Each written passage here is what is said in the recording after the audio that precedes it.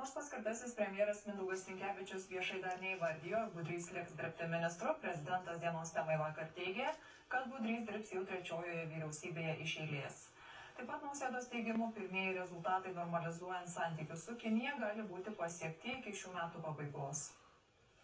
Tiesą sakant, iki galo tas atsakymas man taip ir nebuvo pateiktas.